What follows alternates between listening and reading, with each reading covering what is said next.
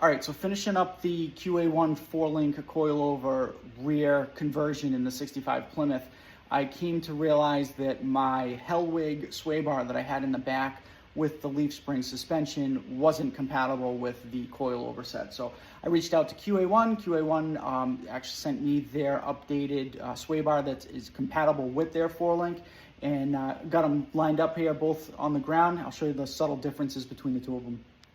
So the first one here is the Hellwig Swaybar that I took off. As you can see, the Swaybar links are solid Swaybar links, and this actually went through the frame. So the frame actually sat here, and it bolted through the frame to the side, and then obviously that just clamped onto the axle housing itself. So that was a fairly simple install. The worst part about this one was actually drilling the hole through the frame to ensure that it was straight, versus the QA1 setup is just a little bit different in the sense of, if you look right here, basically this is a little bit of an adjustment here. So this will slide up and down depending on where you want to set it up. And these actually either weld onto the frame, or you can use, I forget the style, it's a self-tapping bolt.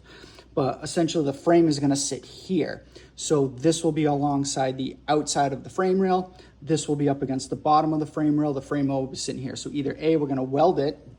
We're going to weld around here, around the edge. Or I think what I'm going to end up doing is just drilling probably 6 holes using the screws going that way. And then there's 3 holes here, and I'm going to use the screws going that way.